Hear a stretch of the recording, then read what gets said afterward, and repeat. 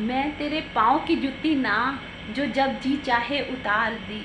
मैं सोना हूँ मिट्टी नहीं, जो तेरी शर्ट पे लागी ताने झाड़ दी। थारा पैसा थारी दौलत, थारा नाम थारी गाड़ी, थारा बंगला सब तू ही रख।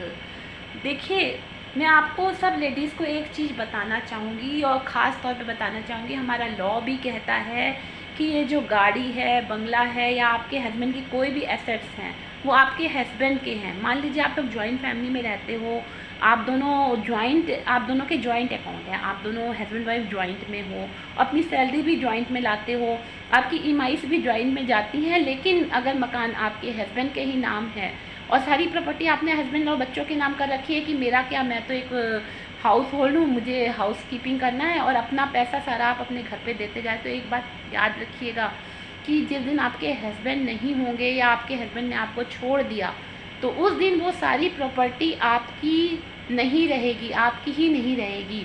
वो प्रॉपर्टी पे आपका हक नहीं रहेगा जिस दिन आपके हस्बैंड ने आपको छोड़ दिया, क्योंकि इंडियन लॉ के हिसाब से जो भी प्रॉपर्टी होती है वो उस इंडिविजुअल इंसान की मर्जी होती है, वो अपने विल में किसी को भी दे जाए। और दूसरी बात ये भी है कि अगर आपका डिवोर्स होता है, आप एलिमनी पाने के हकदार होते हैं। आप डिवोर्स के बाद या आपके पति ने आपको छोड़ दिया तो आप, या आपके ससुराल वाले ने आपको निकाल दिया, तो आपका कोई भी हक या राइट नहीं बनता उनकी प्रॉपर्टी या जायदाद पे, ये ध्यान रखिएगा। इसीलिए मैं कहती हूँ, जो दहेज के पीछे माँ बाप भाग रहे हैं, अपनी लड़की को पढ़ाएं लिखाएं, सक्षम रखें, और जो भी कुछ देना है अपनी लड़की को दीजिए, एफडी दीजिए। शादियों में आप 30-30 लाख रुपए खर्च करते हो, फिर अगर वो शादियां नहीं चलती, लड़कियां वापस आती, तो आप उनको कोसते हो। वही पैसा अगर उस लड़की के पास होता तो वो अपना करियर बना सकती थी। तो मैं आज इस वीडियो के माध्यम से सब औरतों को जागरूक करना चाहूँगी, जो आप आस लगा के बैठे हो ना, किसी के दिमाग का पता नहीं चलता। अगर आज आपके पति ने आपको छोड़ दिया तो आपके कमाया हुआ धन, आपके पेरेंट्स का दिया हुआ दहेज, सब कुछ चला जाना है, क्योंकि दहेज लेना और देना दोनों ही एक अपराध है। फिर आप कोर्ट कचहरियों के चक्कर काटते रह जाओगे, आपके हाथ में कुछ भी नहीं लगना।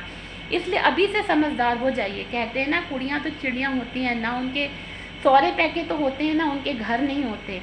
सच में कुड़ियाँ चिड़ियाँ होती हैं। जो आपके पति का घर है ना, अगर आज आपके पति ने कहा कि मैं दूसरी शादी कर रहा हूँ या बाइगेमी जैसा अपराध कर रहा हूँ, मुझे डिवोर्स दे दो, तो आपके नाम कुछ भी नहीं रह जाएगा। आपके ससुराल, अगर आप सास ससुर की प्रॉपर्टी देख कर भी शादी करते हो ना, तब भी आपको कुछ नहीं मिलने वाला। इसलिए सबसे पहले देखिए कि आपका हस्बैंड कमाता है कि नहीं, और अपनी कमाई को अपने पास रखिए। अपना एक सेपरेट अकाउंट बना के रखिए, अपना बैंक अकाउंट बना के रखिए, उसमें अपना पैसा रखिए। वो अपना सीक्रेट होना चाहिए अपनी सेफ्टी के लिए। कल को कुछ भी हो सकता है, तो एक सेफ्टी, आप अपना फ्यूचर ज़रूर सिक्योर करिए, क्योंकि थारा पैसा थारी गाड़ी थारा बंगला सब तू रख ले, फिर आप उनके पाँव की जूती नहीं हो कि आपका बैंक अकाउंट भी वो कवर करेंगे, आपकी हर एक चीज़ आपके पास रखेंगे। हर एक लड़की को समझना ज़रूरी है कि हर एक इंसान के पास अपनी वैल्यूबल प्रॉपर्टी होनी चाहिए, अपनी पर्सनल प्रॉपर्टी होनी चाहिए, क्योंकि भारत का लॉ ये कहता है कि हस्बैंड के मरने के बाद तो आपको प्रॉपर्टी मिलेगी, लेकिन जीते जी अगर आपका हस्बैंड आपको छोड़ देता है या कोई भी ऐसी बात होती है, आपके बीच में डिस्प्यूट होता है, तो आप उसमें कोई पार्ट नहीं ले सकते हो, अगर उनकी खुद की अर्जित की हुई प्रॉपर्टी है। और ससुराल और सास ससुर की प्रॉपर्टी में तो आपका बिल्कुल भी हक नहीं होता। इसलिए जब ये सब हक नहीं है, तो सबसे पहले तो हम सारी लेडीज़ को कहना चाहेंगे, पहला का समय और हो गया। आप पहले अपने पैरों पे खड़े होइए, अपनी लड़की को भी पैरों पे खड़ा कराइए, उसके बाद उसकी शादी करिए। शादी करने के बाद क्या पता कि कल, आजकल तो इतना मॉडर्न ज़माना है कि हस्बैंड किसी और की तरफ अट्रैक्ट हो जाता है, आपकी बेटी को छोड़ देता है, तो बेचारी कहाँ जाएगी? फिर ससुराल से मैके, मैके से ससुराल में वो पिसती रहेगी, और बच्चों को लेके कहाँ जाएगी? आदमी का दिमाग बदलते देर नहीं लगती। इसलिए एक तो लड़की को अर्निंग हैंड होना बहुत ज़रूरी है, और ये याद रखिए, किसी के पैसे दौलत से अट्रैक्ट होकर आप उससे अगर शादी करते हैं तो पैसा उन्हीं का रहता है।